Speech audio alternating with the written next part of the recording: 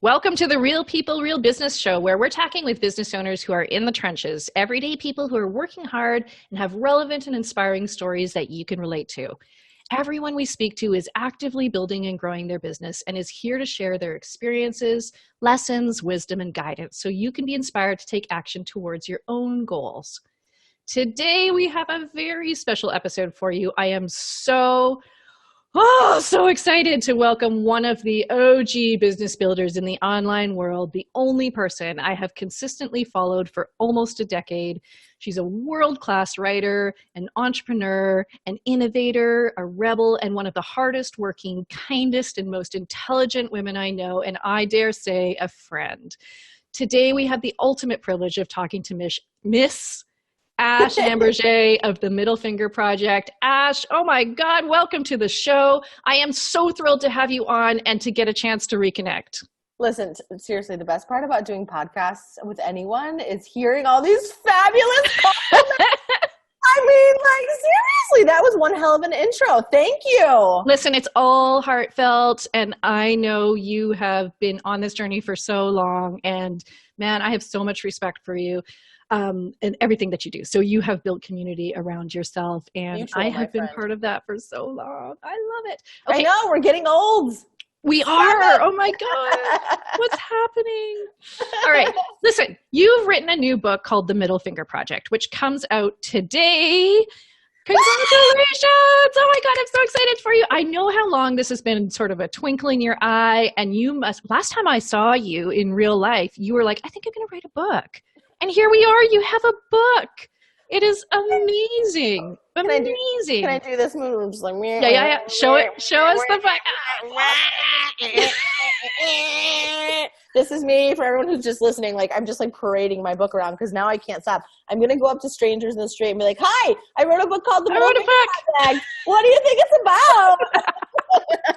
Oh my God, it's real. When this book arrived in my mailbox, not only was I so excited to read it, but it was like it came from you and I knew your journey and I was like, oh my God, I feel like it's a baby that's been born. It's so exciting. It is. So good. Yes. My book launch will be a baby shower. The baby book shower.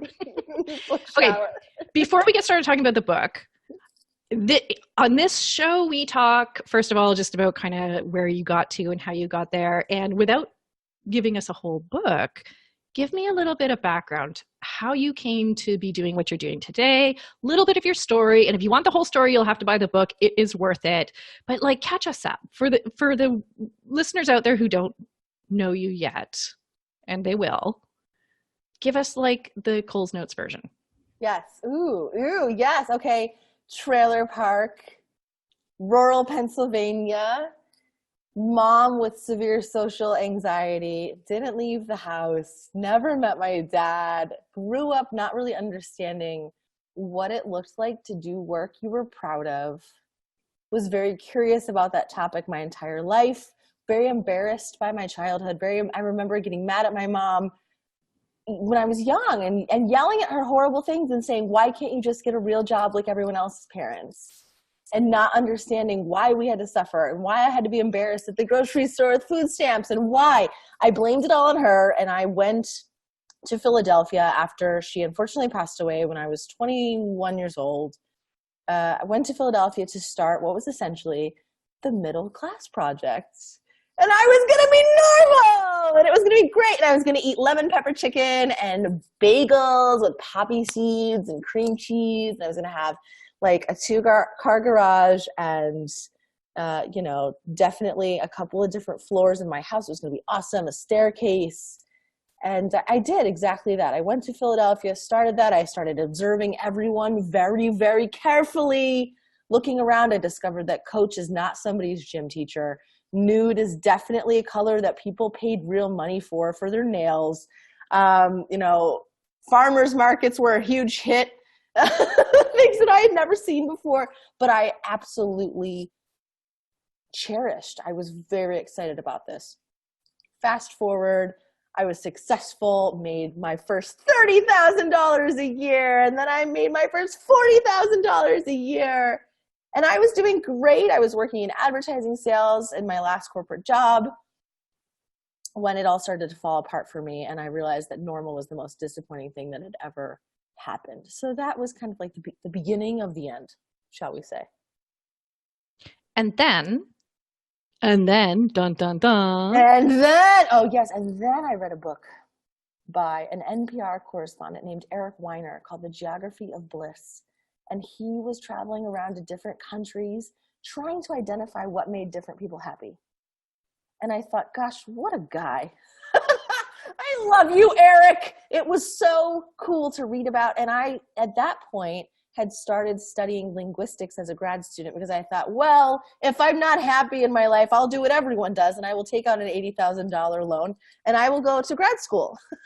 Don't do that, kids at home. I did it. Yes. You know what? I mean, mentally, I've used that knowledge and that growth, but I've never used it in any kind of actual like career capacity. So there's that. But I decided to study linguistics, and I had read this book, and I started thinking, oh yeah, wine.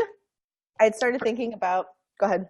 For those of you who aren't actually watching us, we have been commiserating over a glass of wine. So that is our coffee today. That is the beginning of, yes. Well, I mean, it's book launch, so what else are you going to do? Whatever you want, right. So I started thinking about languages, and if humans had developed hundreds of different ways to communicate with one another, maybe they really had developed hundreds of different ways to be happy and figure out what it meant to do work you were proud of and lead a life that you were excited to be living. So I started exploring the subcultures of Philadelphia, where I was at the time. I was going salsa dancing, and I was dating a guy from Taiwan, and I was having ethnic dinners all over the place. I mean, I just wanted to know, what do you guys know that I don't know? The guy I started dating, a different guy, he was a very, very good looking guy. I mean, like incredible. This guy just like touched you and there's electric going on. And he worked for $10 an hour delivering stuff with a truck. He was very content. He didn't even drink alcohol. He was like fine. He was fine with his life. And I started thinking, well, maybe that's the key. Maybe having lower expectations is the key. Could it be?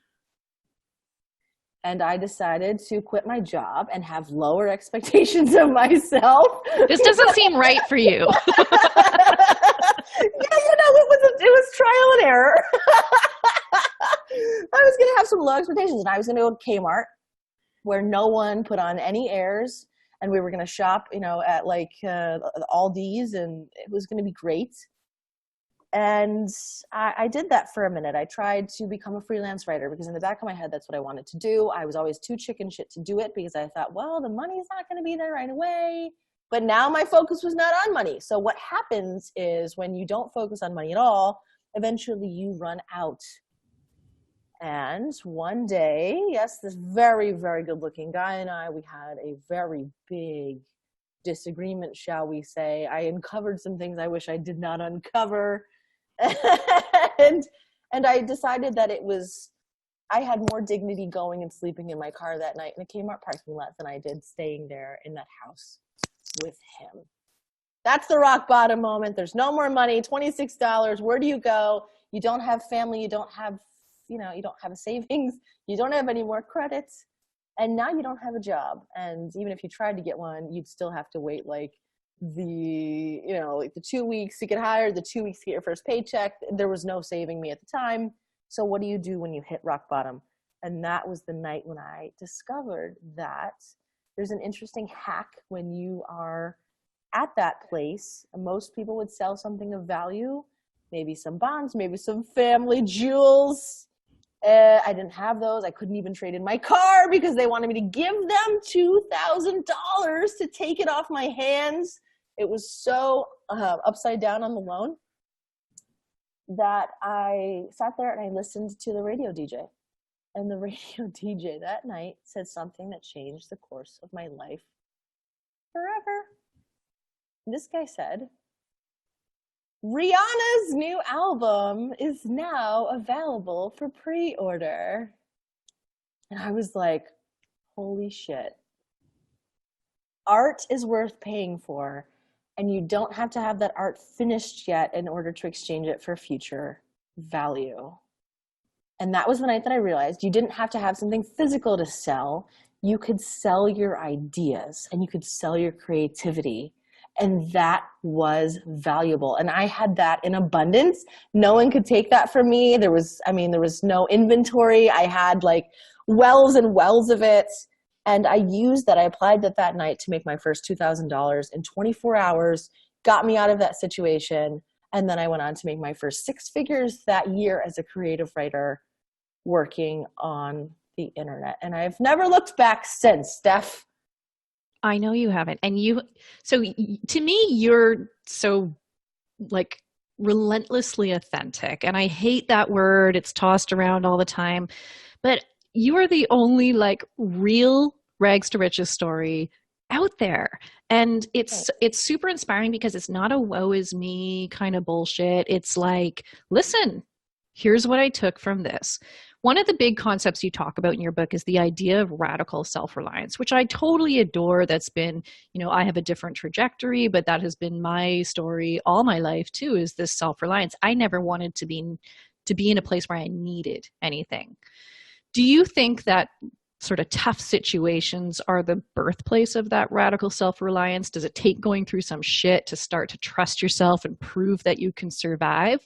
Like one of the quotes from your book is that confidence doesn't come from comfort.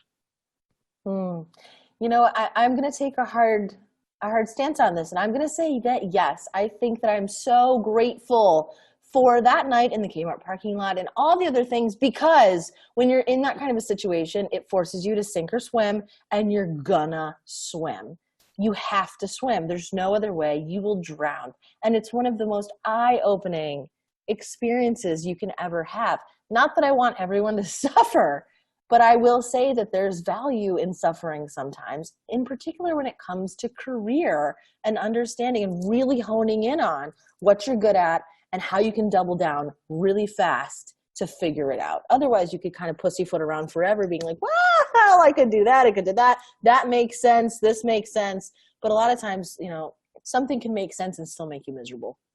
Well, that's one of the reasons that I've always kind of run headlong into anything, because I know that, and it took me a while to get here, but I know that as soon as I get in there, whatever way it's going to go, I'm going to come out with some good information, right? And maybe it's going to be, sometimes I need to learn really hard lessons, but when you recognize that most things aren't going to kill you, then you can embrace what you're going to take out of those shitty experiences, and you stop not taking risks. Yeah. Right? Yeah, you can't find your passions from your living room, man. Right? Oh, God.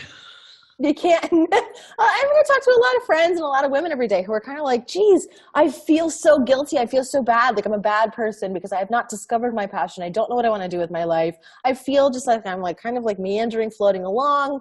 And there's a lot of guilt with that. And I'm like, well, it's like going to a restaurant and trying the duck nards, and you decide that you don't like the duck nards. I mean, that's not your fault.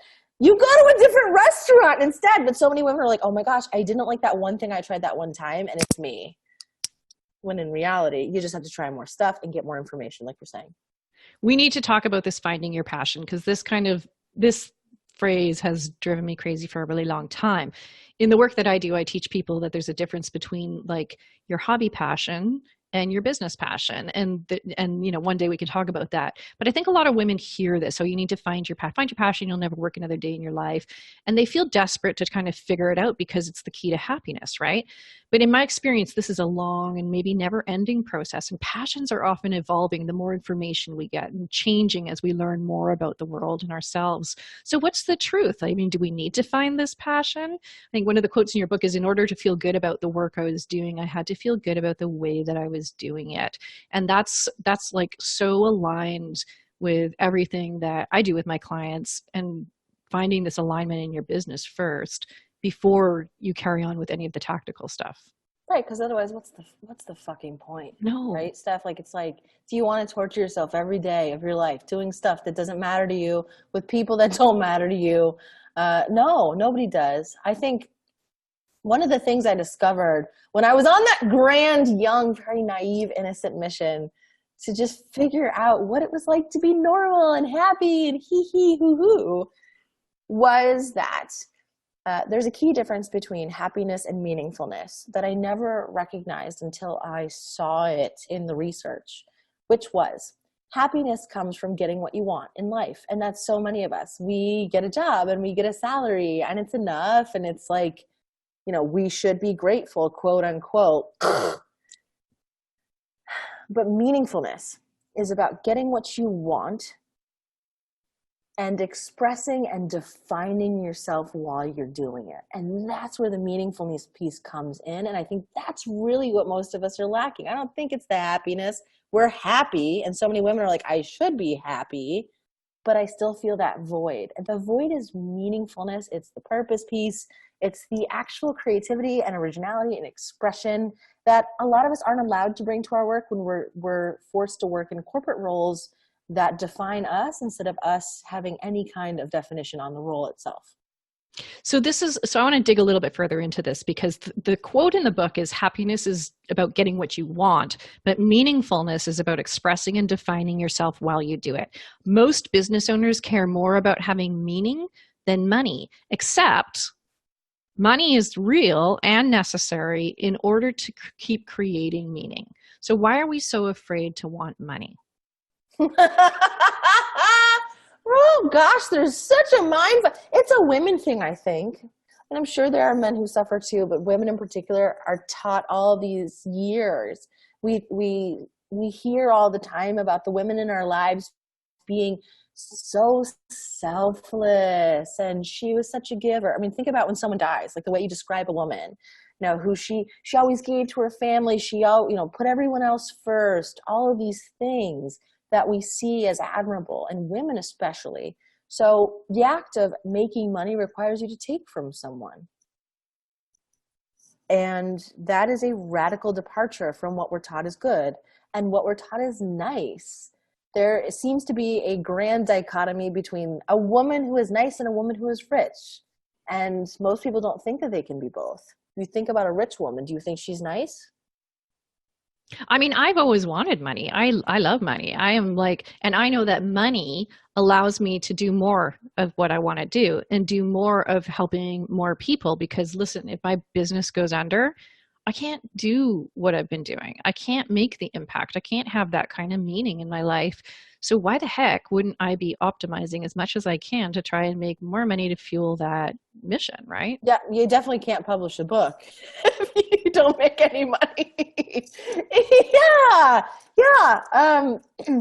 The money piece is essential, and I talk a little bit about something called the hot dog theory of money. Cracks me up because hot dogs are hysterical, and they're a really nice way of simplifying the guilt that comes with asking people for money.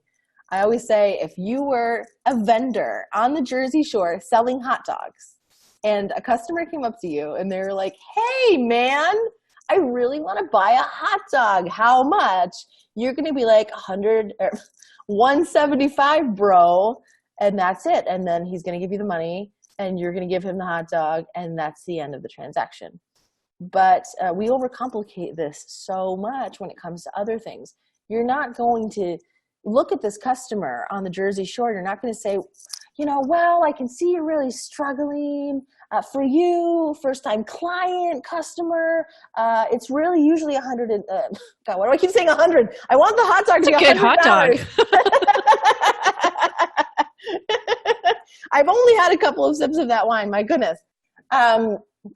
$1.75. You're not going to say, like, normally it's $1.75, but for you, $1.50. We could break it up into payments. Like, you're not going to start apologizing for this before the customers even had a chance to say yes, because the cost of a hot dog is the cost of a hot dog for a reason. We understand that. We understand about the prices involved and the cost of actually manufacturing a hot dog and bringing that to market and packaging a hot dog.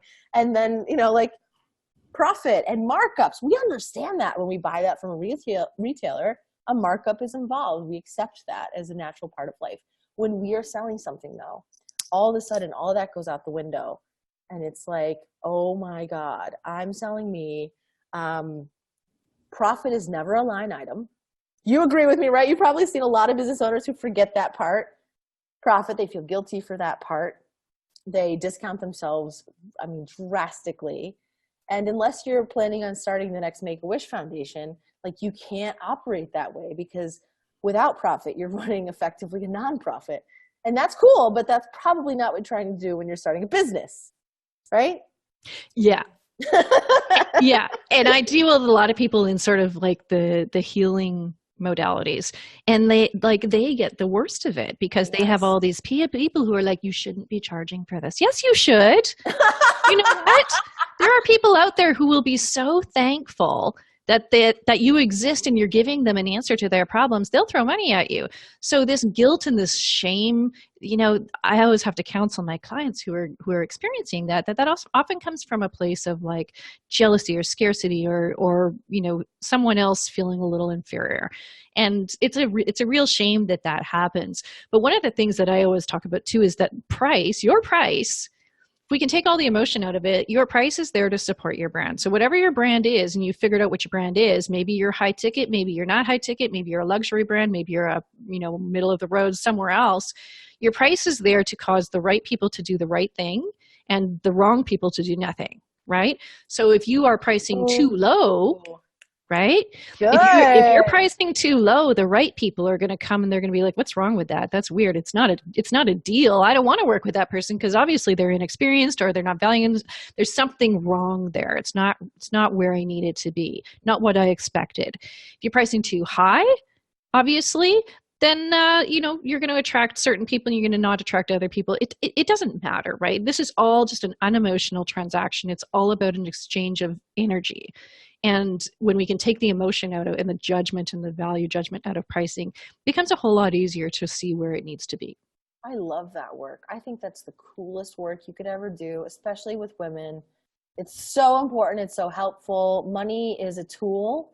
It means that you are being more generous, not less, because by charging money, it means you're actively willing to help someone, right? I mean, that's what that indicates. And I think it's a wonderful, wonderful thing. In fact, just a couple of days ago, I had a consult with a doctor who was brilliant. She is a woman. She is so smart. She literally is on like national TV once, twice a week. I mean, she's all over the scene.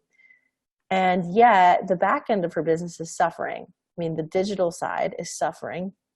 And we went through her sales funnel and we talked about some things. And she's got a brilliant sales funnel. But then we got to actually the offer that she was making. And it was for this like brilliant, course about sugar and some of the things that she has learned through her own research with women. And I'm like, well, what's the price point? And she's like, $47.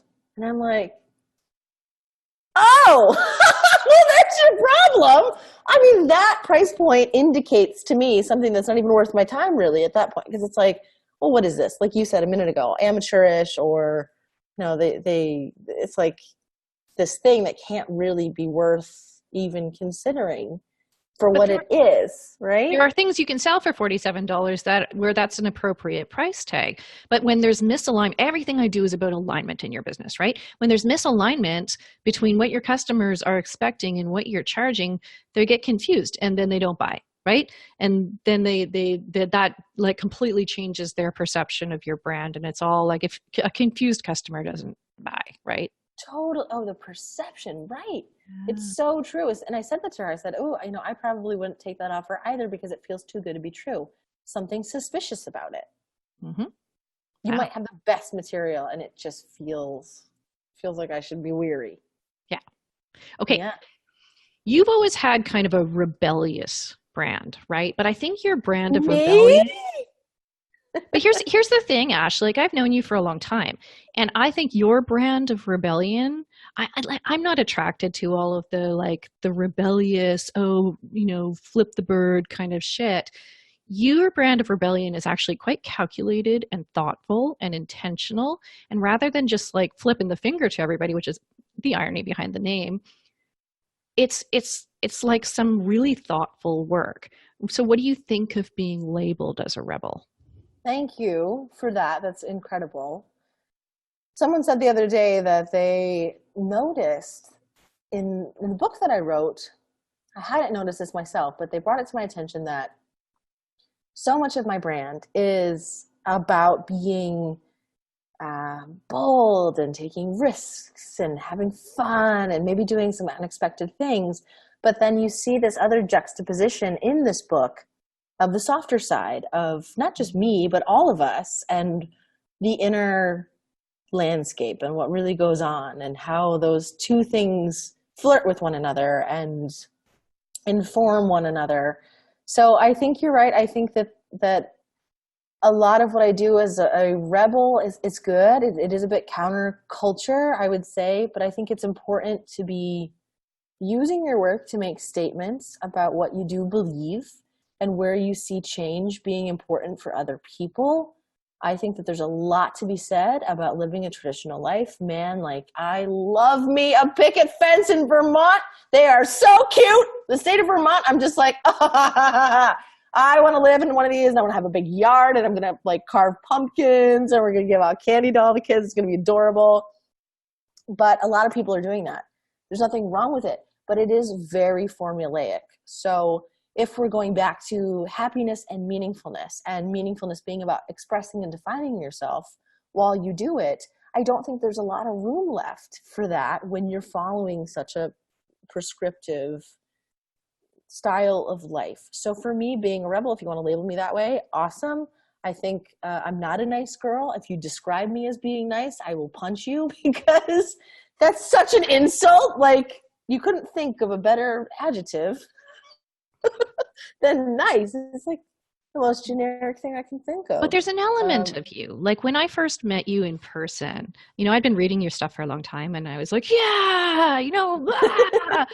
And then I met you in person, and I'm like, man, she's this highly intelligent, articulate, thoughtful, and kind of serious person in your own way. Like, you have a demeanor that's super fun and like engaging, but you and I have had conversations when it's just been the two of us where I'm like, geez, nothing in your life has not been intentional. Thank you. I think that with something like the Middle Finger Project book, it forced me to think a lot about the difference between being literary and being commercial, which path I wanted to go down, which path I already was down. And a lot of the conversations that we had in the early stages, I will tell you, were very difficult, because you've got to now defer to experts who are experts in their field for a reason. I have a very talented literary agency who's phenomenal. They've done phenomenal work across the board. And yet, even within that little microcosm there, you've got a bunch of different people having different ideas about what this book should look like, and what Ash's voice should sound like, and what will be the most successful thing. And that was very difficult to navigate, because I was told, you know what, very gently, I think your voice sounds too bloggy. I think it sounds like a voiceover. We want you to attempt to be more earnest. We'd like you to incorporate scene and dialogue. And instead of being there, saying in your writing, like, this guy was such a douche, show us what was being a douche. Like, what did that look like? Don't tell us, show us, as the more literary side goes. And I tried it. I really tried very hard to just humble myself and learn from people that I respect so very much to this day. But in the end, it wasn't true to me. It wasn't true to who I am. So who I am, I discovered, is a bit more commercial in nature, not on purpose all the time, but just because so much of what I have done my whole life has been about selling myself to other people. When you go through the hard and you're a kid who's, been through some shit and you don't have a lot, that's your job every single day, to get someone else to say yes to you so you can keep going and going and going. What I didn't realize then was that eventually you get to a point where you get to say yes to yourself and you don't need anybody else, but it still shows up in certain things that you do forever. Your story is so much about resilience and reinvention and how bravery and like there were five kind of big themes I took out of this book, but bravery is one of them and the willingness to become something new.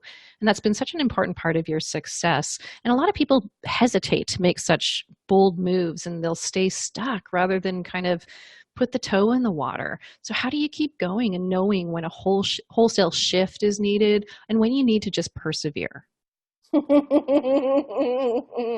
So much about it has to do with trusting yourself. And that's the hardest thing because there's no objective measure to be like, well, this is like your level of self-trust. We need to bump that up to like a level 8. There's really nothing that says that. But I think that so many of the things that we all do comes back to trusting that you will figure it out as you go. Had a conversation with one of my good friends in Costa Rica, who I don't think you met when you were there. Her name is Chelsea. She was from Boston. Did you meet Chelsea? No. But I want to meet Chelsea now. You have to know Chelsea. Chelsea's awesome. She was originally from Boston. She was an engineer. She used to plan like city streets and buildings and all of that really technical, mathematical heavy stuff. And at the age of 35, she was like, you know what? This isn't making me happy. Quit that job. Decided to go back to pastry school. Left field. Like made that left turn, did it. And at some point ended up going to Costa Rica to visit a vanilla farm. And that is how she ended up falling in love with this tiny little country in the middle of the rainforest. Fast forward all these years now, 10 years later, she's the premier wedding cake bakery in the country, and she's phenomenal. Everyone goes to her for these cakes. And she was telling me one day, Ash, this guy said to me recently, how do you feel comfortable taking orders for a cake that is so extravagant and so crazy that you've never made before? Like you don't know how to make this cake. How do you feel comfortable taking an order from your client without ever having done it before? And she looked at him and was like, well, I've never made this particular cake before, but I know I'll figure it out.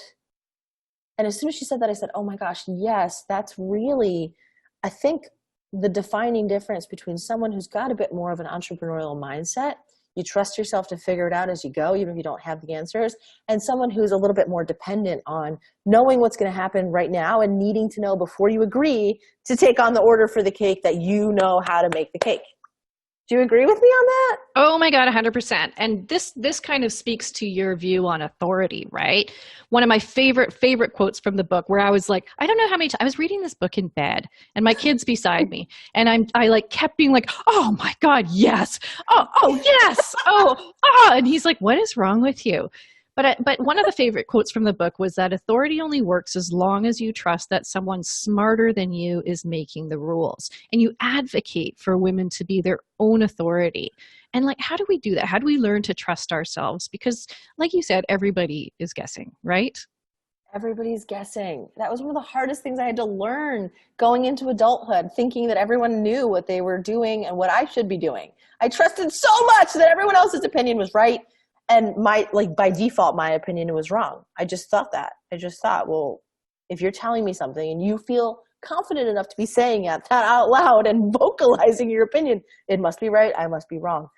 For me, in my experience, it has been by really fucking up so many times and pulling myself up by my bootstraps so many times that you gain the sense of self-trust that other people simply do not have, because I don't think if you've ever had to pull yourself up by those straps, you won't know that you can. And we all can, but it's a matter of believing that you can. And what you believe about yourself will absolutely murder your chances or save your life.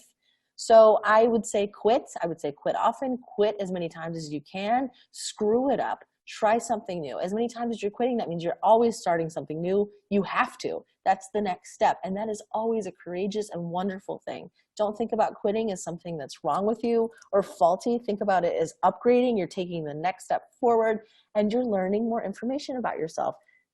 All of us feel like we should know who we are all the time, but it is not that way. We don't get like some kind of a memory card that we download in our brains and it tells us everything we need to know about our system.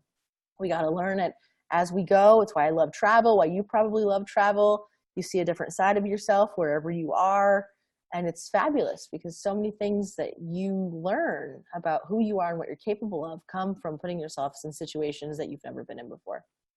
And quitting is not failure, right? In fact, I don't even really believe in failure. And that sounds motherhood and apple pie, but it's not.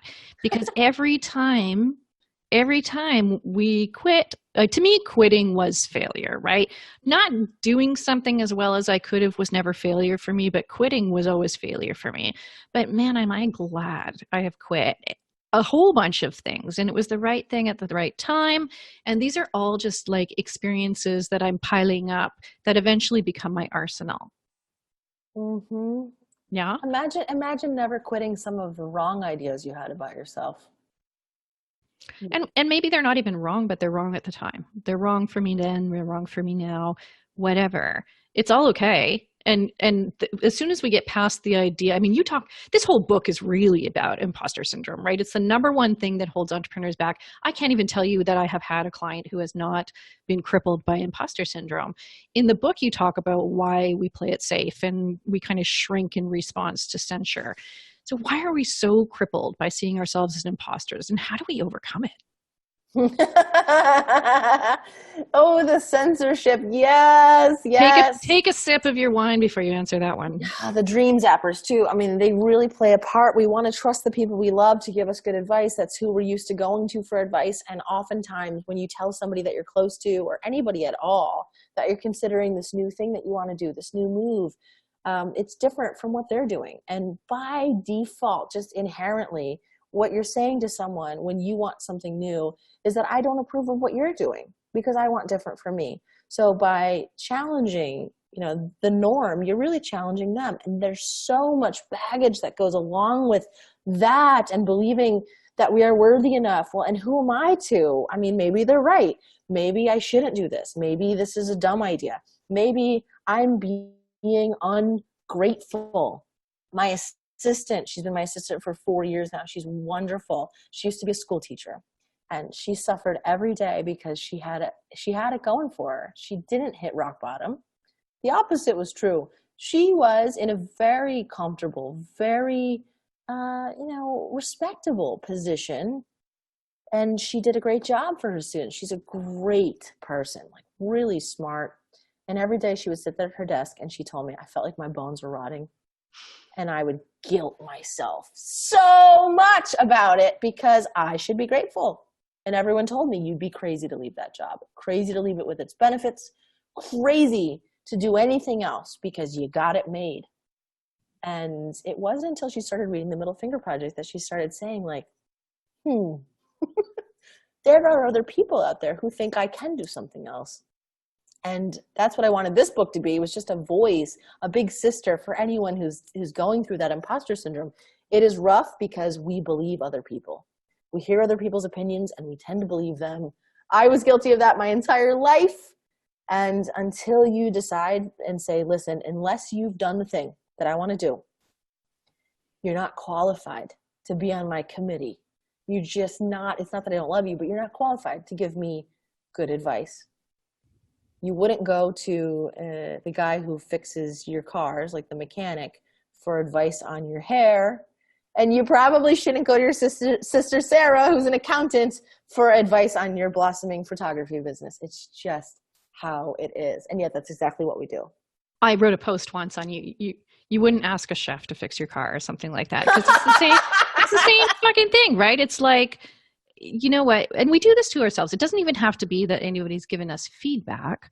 We just start to scroll through the shit out there and we're like, oh, look at those pictures. Oh, all those people like her. Oh, why am I even doing this? I just should just give up.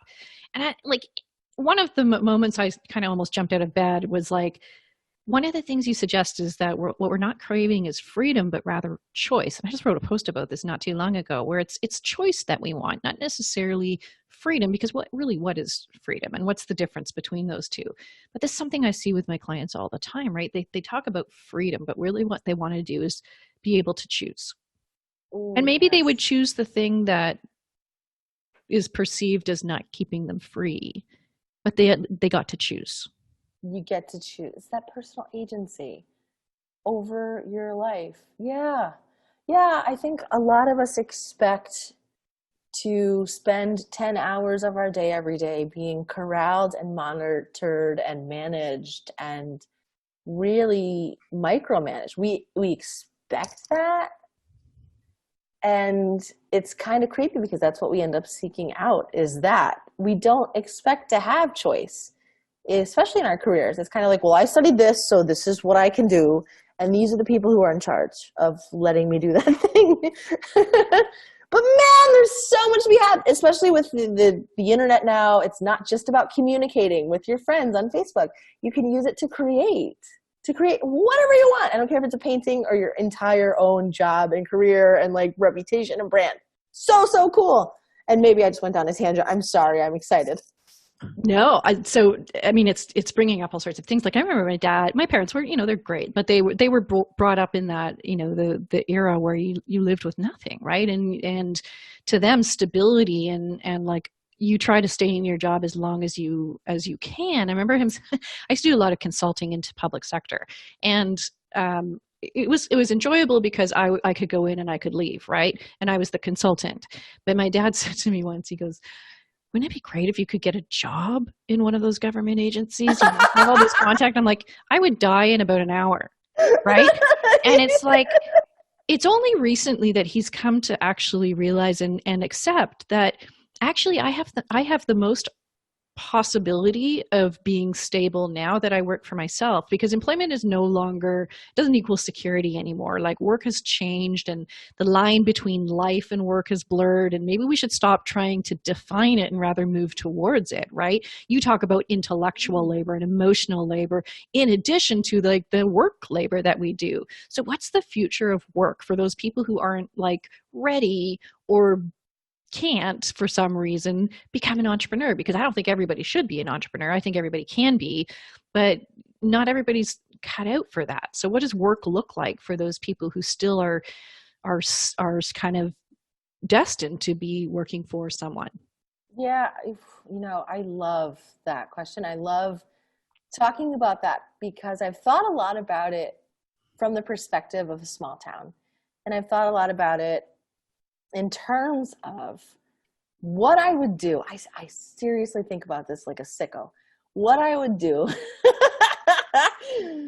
if someone gave me the job, or if I gave it to myself, to revitalize my small town. I mean, I go back there now and it is depressed. It's getting more and more depressed by the moment. Every conversation I have is about jobs not being available. No one's giving jobs. I mean, right? Like slim pickings, jobs are hard to come by kind of a thing. You got to drive an hour north to Binghamton or south to Scranton. A lot of the homes are becoming more and more dilapidated over the years. And I do think often, what is the future of work? How does this affect all of us? And one of the things I think is fascinating is to understand on a different level that you don't need to drive an hour anymore. You don't need to ask anyone's permission to do what it is that you want to do. I think the future of work is taking the personal agency. And I'm not even talking about online business. I'm talking about looking at your own community, wherever that is, and saying, man, you know what would be cool? And asking yourself that question 100 different times. You know what would be cool if we had here? You know what would be cool if this was on Main Street? You know what would be cool here? You know what problem we really need solved? You know what we really need as a community? And then taking the initiative to start that. And that is entrepreneurship. But I think it's so different than it used to be. The word scares people because we still have this mindset that starting a business is this very dangerous thing to do because you've got to like now lease space and spend all this money and do all that stuff. That's where the difference is. You can have a space online for $10 a month that could still serve as a community hub of information, of connection, of help, whatever that is. You could sit there on the side of the road or in your house if you want and say, hey, I took initiative to start this thing because this is what I think our community needs. And this is how I would like to implement that. So I'm going to do that. Here's the website. I'm really good at this one thing. I need a couple other people to help me with these other things. And here's what we'd like to put together. Put up a website. Do it right there. But you can still do that in your community. It doesn't have to be either or. And I'm hoping, really hoping, that more people start seeing that and start doing that. because that's the only way places across, especially America, are going to start thriving. And like, you've got all of these places that are so isolated and no one's coming to save you. You've got to save yourselves.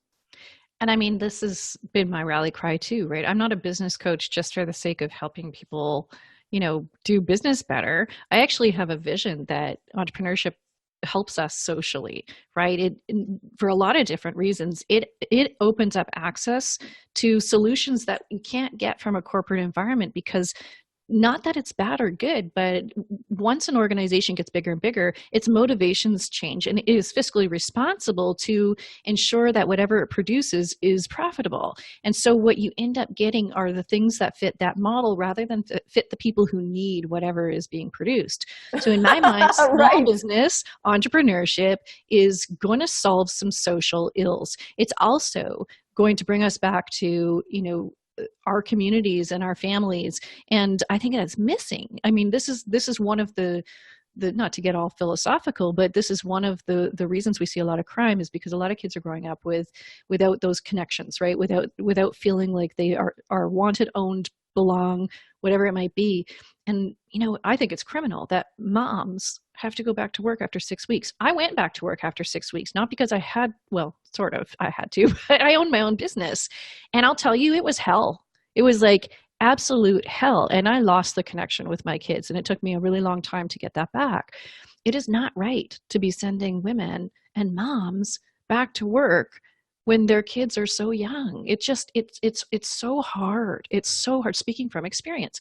So I think entrepreneurship, and if I can enable people to figure out how to hang their own shingle, and I think that then I think we're going back to happiness, right? We're getting back to happiness. We're getting back to connection. We're getting back to community. And I think that's a really, really important part that we're missing right now, God, socially, yeah. right? Oh, yeah. Yes, the community piece is weird. I mean, right? Like, we do tend to believe that there are big corporations and big organizations who are monitoring all of this stuff and responsible for keeping society running well. But it really is, it's up to us. I think that's fascinating, about what we do to moms. My best girlfriend's in Chile, and she has gotten months and months and months since the baby was born. She hasn't worked in a year. Chile's amazing with mothers, and they are absolutely like pro mom. She said to me something the other day too, talking about maybe her employer putting in a portion for her daycare when she goes back. And I was like, did you just say that? Is that really what you told me right now? Yeah. I'm waiting for confirmation. Don't quote me. I was like, we're behind I'm not in the US, but in the US, we're so far behind. Canada does a pretty good job. We know we are able to take a year without losing your job, but you're like, you get a drop in the bucket of financial compensation that nobody could live on, right? So at least we're still guaranteed a job, but you got to have a partner that can support you. You've got to have, financial resources to be able to do that, or you're going back to work, right? And that was my case. We didn't have any other financial resources. I had to go back to work with a 6-year-old baby, or a 6-week-old baby. And I won't go into it, but all the physical things that happen at 6 weeks that are still happening at 6 weeks, you're still dealing with. When I lugged around a breast pump to these government agencies I'd be working, and I'd be sitting in the bathroom. Imagine walking into the bathroom and hearing this coming from a stall. That's what happens, right? And it's horrible. So I'm an advocate, and I think your book empowers a lot of people to realize that this is something they can do. And I really hope that kind of sets a lot of more people in motion to believe in themselves and believe that this is something that they can do, because they can. They can. With a little bit of help, maybe, but they can, right? I totally agree. I think ideas are such a great equalizer. It doesn't matter what your background is, or where you're from, or what you've done, or who's calling you on the phone when they shouldn't be, when your phone is on silent. Ideas are such a good equalizer, though. They're so important to me. It's why I really favor writing over something like Instagram, because once you introduce things like visuals, now you've got a whole other layer of perception and what's involved. But when it's just a simple idea, when it's written down in words, if it's in a email or a blog or just writing or on Twitter, that's just value. And that's all you're seeing is the value of the idea, not the person where it comes from. So, so, so important to think about entrepreneurship as that. It's an equalizer, however you want that to be, whatever choice you want to be making with your own ideas and your own money and your own decisions on what kind of schedule you want to have every single day of your life. I agree. I could go on about this for an hour. So listen, you're perpetually in motion. Your book launches today. So exciting. Change is a constant for you. And you even talk about the necessity to stay in motion in your book. So what's next for you? Yes, perpetual motion. So for us, I'm going to work on a couple of things. One of the things that I need to get better at in general is systematizing. I'm really good at containers. I talk a lot in this book about the value of taking your ideas and putting them into containers that live outside your brain that you can then turn into products and you can sell and you can use to help other people without it being this really grand drain on your own resources. But something that I'm not as good at is systematizing the distribution of those containers, shall we say. So I would like to get better at that this year. I want to have some fun with it. I want to get some more systems and processes in place for taking the ideas that are in this book and now turning them into more practical, actionable steps that you can follow, and then turning that into something that hopefully is bigger than myself and bigger than this little weird thing I started 10 years ago with the idea that, geez, there's probably a lot of people like me. And maybe we all need someone to tell us that you're going to be fucking okay and you get your ass up and let's do it again. I love it. Oh, I love it. And I love you. Okay. Listen, we could talk forever, but I'm going to have to wrap this up. I just wanted to say thank you so much for spending the time with us today. That's a wrap for this episode. Such an amazing conversation. Make sure you go out and you get this book because it's life-changing.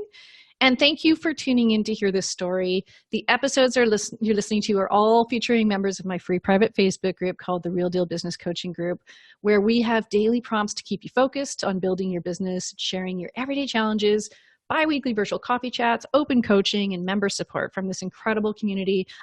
Ash isn't in there, but the group's great, but a lot of people like her are. That's all right. We've got all of my brain in one container now. All you need is good. My experiences, all my pains and things that I've gone through that you should never go through. All of that is disseminated now into one little tidy package. Listen, just buy the damn book.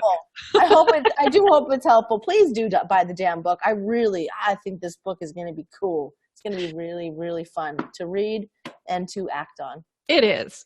But if you'd like to join our community and if you'd like to be featured on this show, I would love for you to come and hang out with us in the group.